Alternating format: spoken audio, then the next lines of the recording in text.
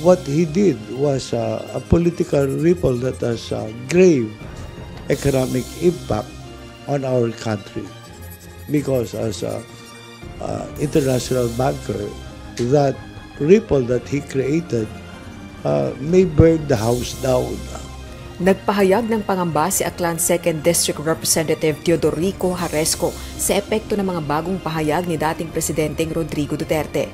Para kay Duterte, nais lamang umano ni Pangulong Bongbong Marcos Jr. na palawigin ang kanyang termino sa ilalim ng isinusulong na charter change. Ginawa nito ang pahayag ng dumalo sa prayer rally ng SMNI at mga taga-suporta ng religious leader na si Apollo Kibuloy. Kung may galawin man ang konstitusyon, isa lang. Pahabain lang talaga ni Marcos kung anong ginawa ng tatay niya, gagawin.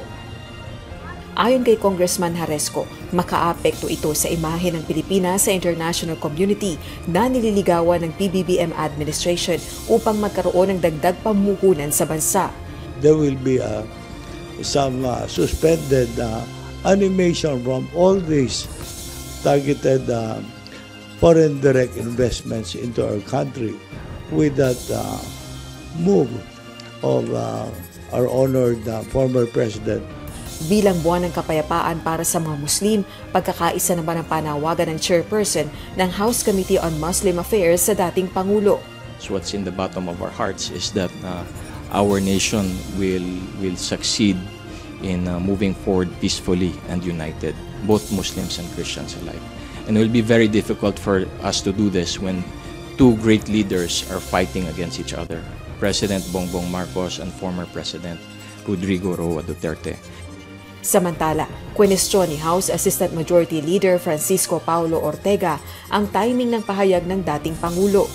Mas marami pong malalaking problema yung bansa kaysa mag-uumpisa tayo.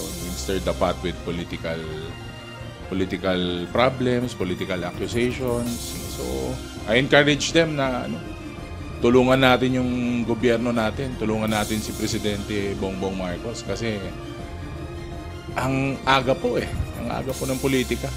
Napakaaga po. Samantala, tila nakahanap naman ng kakampi sa Kamara si dating Pangulong Duterte kaugnay ng isyung posibleng singitan ng political amendments ang panukalang economic tsa-tsa. Ayon kay House Deputy Minority Leader at ACT Teachers Party List Representative Franz Castro, ito ang tinututukan nila sa Resolution of Both Houses No. 7 o RBH 7.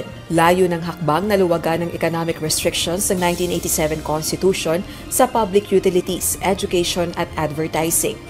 Kasi we have a experience talaga na dinadagdagan yan at the bicameral committee, saka doon sa pag nasa president's office.